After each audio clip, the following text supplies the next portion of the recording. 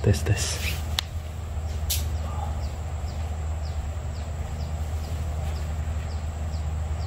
Coba ada perubahan yang selama ini mengganggu Dok. Jadi semenjak saya sakti, saya punya kelebihan ini tuh. Maaf. Tadi katanya kakeknya dukun. Dulu tuh ngerasa sakti itu umur berapa? Pas tamat SMA itu umur 19 tahun. 19. Sebelumnya enggak? Enggak, normal aja. Kakek meninggal kapan? Saya nggak tahu Dok, soalnya kan Itu kakek udah meninggal belum? udah meninggal. Dan orang tua saya pun juga udah meninggal. Lalu saya ini tinggal di sini nih sama orang tua angkat saya Di Pontianak nih. di rumah ini sekarang ini. Jadi pertama kali ngerasa sakti itu bisa ngelihat ke atau tiba-tiba ada bisikan terus ngobatin orang ke atau gimana? Tiba-tiba itu awalnya lewat mimpi. Dan mimpi. Mimpi itu didatangin sosok kakek-kakek. Sosok kakek. Tapi wujudnya itu seperti Pak Kiai gitu, berpakaian Kayak putih. orang Islam gitu. Tapi awalnya saya kan nggak berpikir yang negatif kan, pikirnya baik-baik. Tapi setelah menjalani indigo-indigonya, langsung kayak kebuka pikiran. Saya pikir ini kayaknya jin yang menjelma gitu. Oke. Jadi waktu itu awalnya mimpi ketemu kakek itu wujud kakek kan? Iya kakek. Kakek yang meninggal itu. Bukan kakek saya sih. Oh kakek-kakek, orang tua. Orang tua. Lalu di mimpi itu dia ngapa? Dia berikan sebuah cincin. Dia ngasih mood itu ya.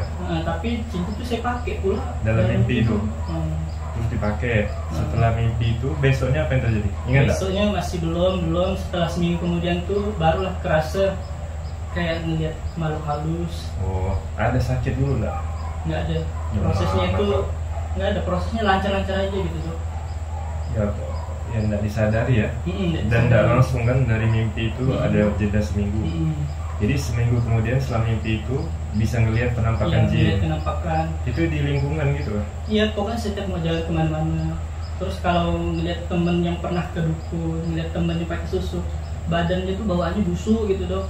Kalau orang pakai susuk tuh kok badannya busuk? Badannya busuk. Misalnya orang pakai susuk di wajah nih untuk pemikat. Iya, pemikat. Itu apa yang dilihat?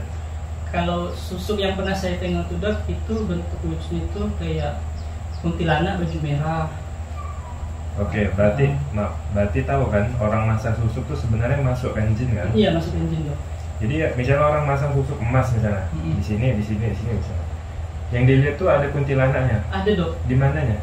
Di sebelah wajah yang buruknya tuh, misalnya dimasang sebelah sini, berarti sebelah sini kuntilanaknya berada itu. Oh, kalau dia pasang sini, yang dilihat sih wajahnya buruk. Buruk sebelah. Badannya busuk gitu. Kuntilanaknya sebelahnya. Imbasnya tuh seperti angin gitu Dok. Kelibat muncul hilang gitu. Hilang. Iya gitu. Oh, bukan cuman ada terus gitu. Bukan, enggak kayak gitu dia. Oh, itu yang dilihat tuh ya? Iya. Kalau orang pasang susuk. Kalau orang punya kodam? Kalau orang punya kodam tuh dia tiba-tiba jinnya itu tahu kalau kita indigo, kita nengok dia. Kalau kita mau, dia pandai ngetes kita nih Dok. Tiba-tiba kalau ilmu dia kuat, kita nih lemah, keserap gitu. Tapi kita tahu di badan itu kayak ada benda-benda apa sih? Pusaka. Ya pusaka, ada kayak semar kecil gitu. Ya, yang semar kecil. Terus ada yang sabuk nih Dok. Sabuk yang untuk kalau diikat tuh, jadi kayak di sini kebal gitu badannya. Ya. Terus dia ada wujud kodamnya, kadang-kadang nimbul kodamnya kadang ganteng, kadang berupa pakaian Jawa, kadang berpakaian orang Daya, orang dia kayak manusia gitu? Iya, kayak manusia Dok. Mukanya kayak manusia? Kalau mukanya kodam manusia Dok. Dia tuh di mana? Depan, belakang, samping, di mana? Tergantung barang itu. Kalau dia di kaki, dia biasanya muncul lewat paha keluar. Oh, tergantung pusakanya. Iya. Ditanam di mana? Dia keluarnya seperti aura Dok. Misal auranya abu-abu gitu kan. Jinnya ini baik misalnya. Kalau jinnya baik tuh auranya tiba-tiba kadang kuning, kadang berubah jadi hijau gitu. Tapi dia menyakitin si tuannya kalau si tuan ini udah nggak mau pakai dia lagi gitu. Kenapa?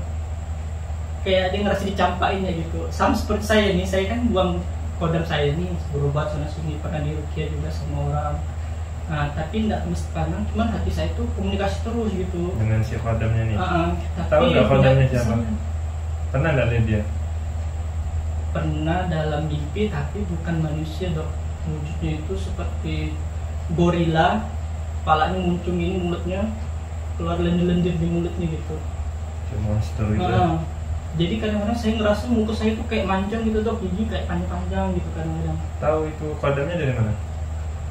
Dia nyatu dengan pikiran kita dok, balance dia. Oh jadi tahu bahwa itu tuh kodamnya gitu. Iya. Terus kalau nerawang tuh kayak gimana caranya? Nerawang tuh kayak nonton bioskop dok, tiba-tiba kelibat gitu. Itu maksudnya kodamnya pergi ke sana kan? Iya. Gitu kan? Dia komunikasi dengan temannya gitu. Dengan sesama jinnya di sana. Sesama jinnya gitu. Misalnya gini, ini saya ada orang misalnya ya, ini fotonya nih, dia tinggal di Jakarta misalnya. Oh iya gitu dok, nerawangnya. Terus lihat foto ini, terus kayak kita nonton layar gitu. Cuman hanya kita yang bisa tahu, tapi sulit digambarkan, sulit dijelaskan gitu, cara menjelaskannya gitu. Tapi tahu nggak itu tuh prosesnya kayak gimana? Dia tuh seperti buntu, seperti kilat, tiba-tiba udah tergambar di otak gitu dok. Maksudnya itu jinnya yang pergi kan? Iya.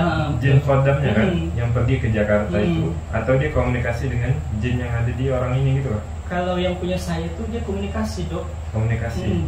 Jadi saya ini fokus, tapi dari sana mengantarkan suara gitu, gelombang suara.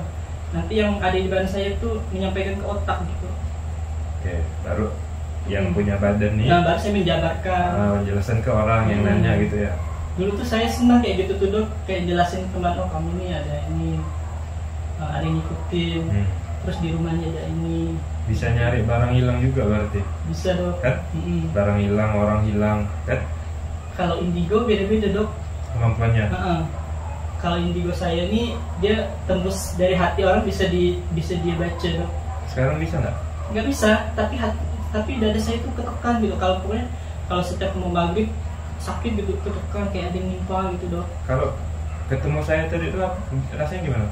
Tadi biasa aja sih. Pertama saya datang. Biasa aja dok. Biasa aja. Soalnya kan barang ini kan bisa sembunyi dok. Bisa sembunyi, tapi kalau si tuannya ini bilang hadir, dimana kok kita kayak fokus gitu, tiba-tiba muncul aja langsung ke raga kita gitu. Dia tuh di badan atau di luar badan? Itu kita yang mengendalikan dok. Sekarang dia di mana? Sekarang ini dia ada di dalam badan. Di mana dia? Di sini. Di lambung. Pas di tengah sini. Ya itu lambung. Iya. Kan? Jadi saya tuh. Kalau jantung di sini, di atasnya lagi. Dia sarangnya di situ. Iya, sini suka sakit di dok. Jadi kalau itu dia ngapain bu kalau sakit, bu tahu nggak? Nggak tahu juga sih dia ngapain. Apa dia ngerusak atau? Iya ngerusak dok. Tiba-tiba kayak jantung sakit gitu, dada kayak ketusuk gitu.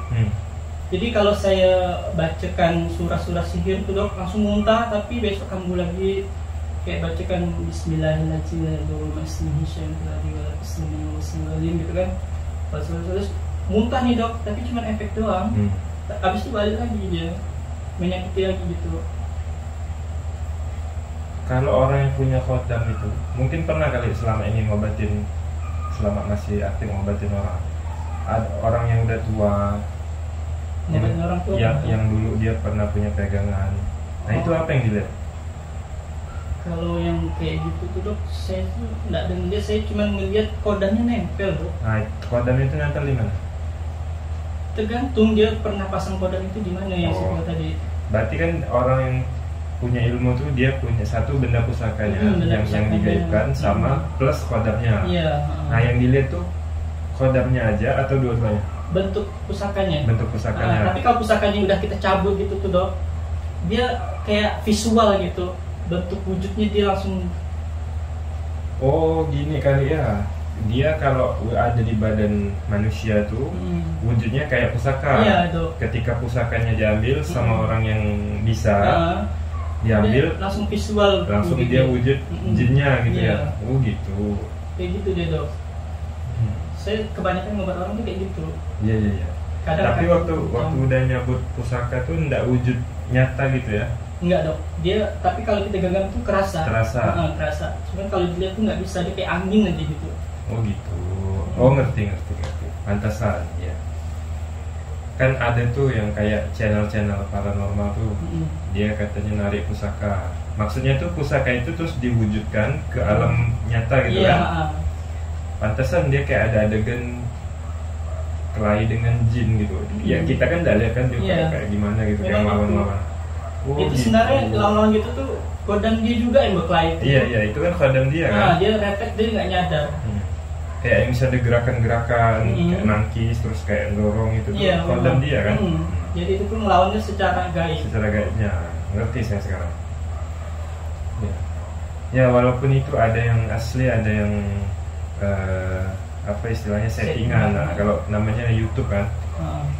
Saya tuh sempat berobat ke psikolog apa tuh, tapi cuma hanya dengan curhat-curhatan. Nah, iya. Dia nggak percaya gitu. Oh dia nggak percaya ya tentang kodam tentang ini. Saya tuh hampir sempat stres loh dok. Awalnya saya pengen berubah, pengen sembuh tuh, saya tuh ngerasa capek, dua pengen normal kayak dulu lagi. Nah terus ketiga hati saya tuh kayak kebuka. Jadi jangan bangnya kayak gitu, sebenarnya itu kita tuh sakit, diganggu gitu. Jadi dari situ lah saya tahu tuh ternyata ini gangguan. Jadi balik yang orang tua punya kodam itu dia sakit tuh karena disakitin kodamnya. Iya dok, kayak gitu. Kayak gitu ya. Saya pun gini ya dok. Iya sekarang ya. Karena dia tahu. Ya? Terus dia kan pernah nanya, kenapa kamu nggak pernah ngobat-ngobat orang lagi kata dia. Terus saya pun kadang-kadang kalau ngobatin orang tuh pilih-pilih dok. Ini bukan tandingan saya nih, nggak mampu. Nanti akhirnya saya. Kita bisa secara feeling dah dok. Oh bisa ngukur nih. Bisa ngukur. Energinya lebih besar. Jadi maafnya nggak bisa gitu. Oh gitu. Saya takut gini. Kalau yang santet-santet saya nggak berani dok. Soalnya udah pernah kejadian. Santet. Santet. Pernah ngobatin di mana? Di Pontianak ini? Iya di daerah-daerah Kota Baru. Teman-teman yang kenal saya yang udah ngerti, udah paham gitu. Tapi anehnya keluarga saya yang di sini di rumah ini satu pun nggak ada yang pernah tahu. Saya udah 10 tahun indigo. Tapi efeknya gini dok, setelah umur saya 24 tahun, saya jadi tidak suka cewek dok. Jadi sulit menikah. Jadi kalau lihat cewek itu kayak jijik gitu. Jadi yang mikirin, jadi yang kelibat dalam pikiran saya itu kayak jijik gitu. Tapi setelah saya normal tuh, ya Allah kapan saya punya jodoh ya Allah. Nah berdoanya tuh normal gitu dok. Tapi ketika kambuh nih, kalau lagi gangguan ini, nggak suka sama cewek gitu dok. Itu tapi, maksudnya waktu dia ngambil alih gitu ya, ngambil pikiran si kodamnya ini. Dalam mimpi saya disetubuhi wujud cowok gitu. Oke.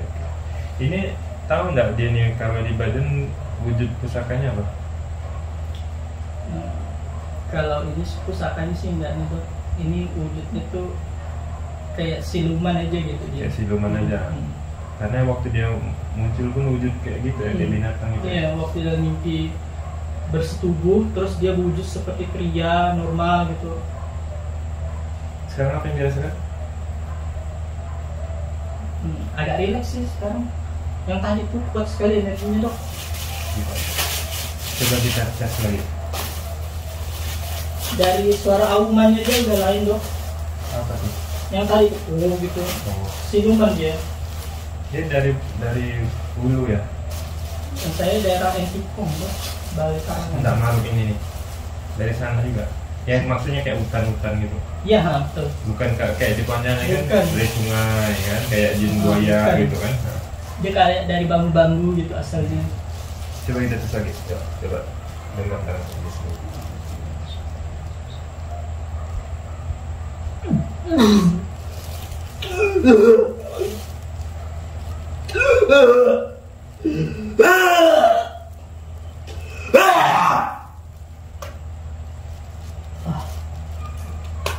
Ini megang tangan saya ini rasanya mual. Iya dok, dia nggak tahan. Marah juga, dia lemas juga. Wujudnya ini. Apaan sih katanya? Panas ke rasanya tangan saya. Nggak panas dok, cuman ada energi masuk langsung menyerap ke badan gitu. Ada energinya. Ya udah. Tadi aja sebelum ketemu dokter nih, sholat zuhur tuh, saya sempat sujud baca doa apa gitu pas saya terakhir. Ya Allah semoga hari ini bisa ketemu dokter. Beneran tiba-tiba dokter ngechat. Iya kah? Bener dok. Tadi kan saya sholat zuhur kan singgah ke masjid. Jadi saya sempat berpikir nih pas mau terakhir sholat, kenapa ya kok belum dibalas dokter ya? Langsung kelibat pas sujud at-tahiyyatu wabarakatuh pas ayat terakhir. Lalu dalam hati kayak kelibat, ya Allah kalau memang bercukup ketemukan dengan dokter ya Allah. Dokter kayaknya udah gak tahan gitu, setiap hari diganggu gitu. Tiba-tiba pas lagi selesai santai, dokter langsung ngechat tadi. Itu jam 1 tuh. Saya ada pikiran gini. Saya kan tadi kan lagi balas pasien kan. Nah, karena yang tadi ini cancel, jadi saya cari lah nih. Saya lihat kan, yang kan sebelum saya baca tuh, maksudnya biar tidak ke timbun kan. Nah, saya langsung WA lah. Maksud saya tuh kok misalnya mau hari ini gitu, saat jam 2 nih. Saya pun langsung pengen jadikan. Tadi tuh saya tuh udah telanjur niat tadi dalam sholat tiba-tiba. Ya Allah, semoga aja dokter ini. Alhamdulillah. Semoga Allah mudahkan. Agak mundur. A'udzubillahi minasyaitonir rajim. Bismillahirrahmanirrahim. Alhamdulillahi rabbil alamin. Allahumma shalli ala Muhammad wa ala ali Muhammad kama shallaita ala Ibrahim wa ala ali Ibrahim innaka Hamidum Majid. Allahumma barik ala Muhammad wa ala ali Muhammad kama barakta ala Ibrahim wa ala ali Ibrahim innaka Hamidum Majid.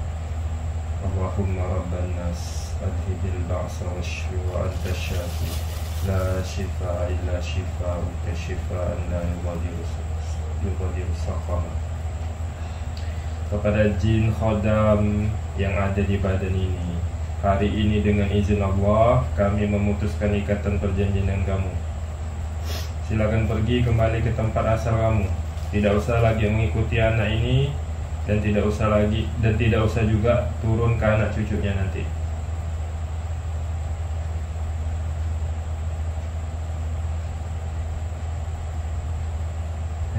Bentar, buka mata.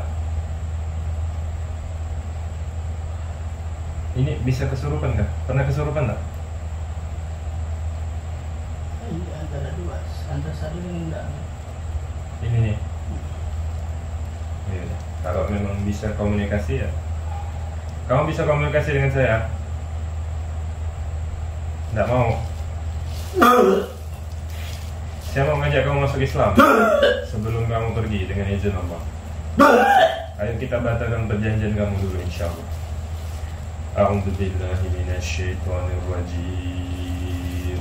Wa annahu kana rijalun minal insi ya'uduna birijalin minal jinni fazaduhum rahaqa. Inna syaitana lakum aduwwun fattakhidhuhu aduwwa. Innama yad'u hizbahu liyakunu min ashabis sa'ir. Bara'atun minallahi wa rasulihi lilladzina ahadtum minal musyrikin. Qul inna salati wa nusuki wa mahyaya wa mamati lillahi rabbil alamin. La syarika lahu wa bidzalika وأنا من المسلمين. براءة من الله ورسوله إلى الذين عاهدت من المشركين. براءة من الله ورسوله إلى الذين عاهدت من المشركين. براءة من الله ورسوله إلى الذين عاهدت من المشركين. براءة من الله ورسوله إلى الذين عاهدت من المشركين. براءة من الله ورسوله إلى الذين عاهدت من المشركين. براءة من الله ورسوله إلى الذين عاهدت من المشركين. براءة من الله ورسوله إلى الذين عاهدت من المشركين. براءة من الله ورسوله إلى الذين عاهدت من المشركين. إن الدين عند الله الإسلام. إن الدين عند الله الإسلام. إن الدين عند الله الإسلام. Ayo ikut saya masuk Islam. Mau terima Islam? Oke, ayo kita ucapkan syahadat. Ikuti saya. Asyhadu alla ilaha illallah wa asyhadu anna Muhammadan Rasulullah. Selamat datang ke dalam Islam. Dah, sekarang kamu udah jadi Muslim insyaallah, tapi kamu belum punya iman. Ya, supaya kamu punya iman, kamu harus beribadah kepada Allah. Bagaimana kamu mau beribadah sedangkan kamu belum tahu? Berarti kamu harus belajar. Kamu belajar dengan sesama jin Muslim. Ya, kamu pergi ke masjid. Kamu pergi ke masjid di dekat sini. Kau pergi ke situ, bergabung dengan jin muslim di situ, ya, belajar Islam dengan mereka, ikut mereka beribadah kepada Allah. Gak usah lagi balik ngikut orang ini ya. Ingat pesan saya itu ya. Gak usah juga turun ke anak cucunya nanti. Dah, pergi. Keluaran mulutnya. Fasubhanalladzi biyadihi malakutu kulli syai'in wa ilaihi turja'un. Fasubhanalladzi biyadihi. Kayak ada udara di kepala. Luar. Gak tahu siapa tadi. Tapi kayak gitu aja. Kayak gini. Alhamdulillah. Apa rasanya sekarang? Napas lebih lega kan? Udah lega. Kita hancurkan sarangnya. Letakkan tangan di lambung. Niatkan minta kepada Allah ya. Kita hancurkan sarang. A'udzubillahi minasyaitonir rajim. Wa dhannu annahum mani'atuhum husunuhum minallahi fa'atahumullahu min haitsu lam yahtasibu wa qadhafa fi qulubihim ru'ba yukhribuna buyutahum bi aydihim wa aydil mu'minin. Dorong ke mulut. وَظَنُّوا أَنَّهُمْ مَانِعَتُهُمْ حُصُونُهُمْ مِنَ اللَّهِ فَأَتَاهُمُ اللَّهُ مِنْ حَيْثُ لَمْ يَحْتَسِبُوا وَقَذَفَ فِي قُلُوبِهِمْ رُعْبًا يُخْرِبُونَ بُيُوتَهُمْ بِأَيْدِيهِمْ وَأَيْدِي الْمُؤْمِنِينَ وَظَنُّوا أَنَّهُمْ مَانِعَتُهُمْ حُصُونُهُمْ مِنَ اللَّهِ فَأَتَاهُمُ اللَّهُ مِنْ حَيْثُ لَمْ يَحْتَسِبُوا وَقَذَفَ فِي قُلُوبِهِمْ رُعْبًا يخربون بيوتهم بأيديهم وأيدي المؤمنين وظنوا أنهم مانعتهم حصونهم من الله فأتاهم الله من حيث لم يحتسبوا بيوتهم بأيديهم وأيدي المؤمنين.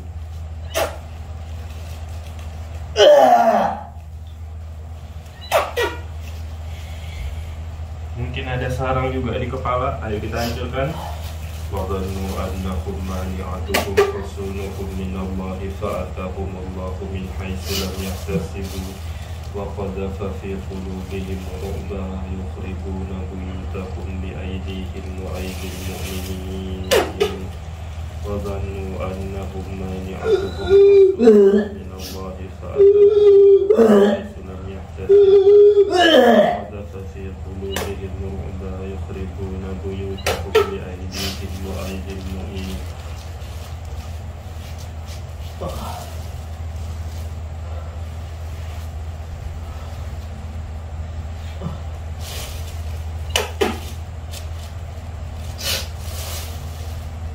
Proses yang keluar tuh sakit dok ya? Iya. Kayak membuka mulut tuh kayak terpaksa gitu. Iya. Ringan dah. Ringan tidak.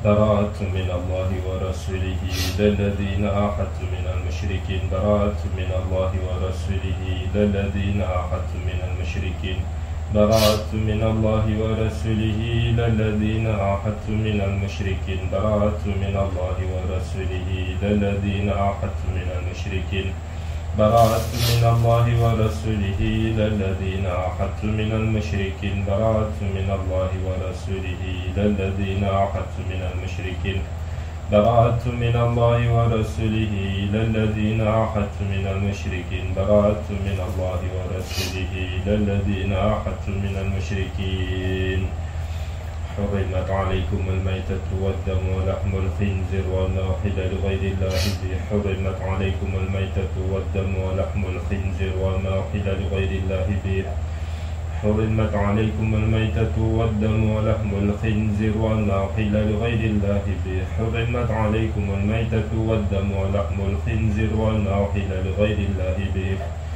حرمت عليكم الميتة والدم ولحم الخنزير وما أحل لغير الله به حرمت عليكم الميتة والدم ولحم الخنزير وما أحل لغير الله به حرمت عليكم الميتة والدم ولحم الخنزير وما أحل لغير الله به حرمت عليكم الميتة والدم ولحم الخنزير وما أحل لغير الله به.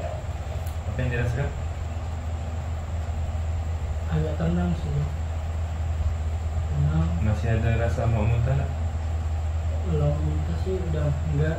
Terus tadi saya juga coba-coba panggil tapi udah enggak ada reaksi. Ya mungkin memang udah pergi.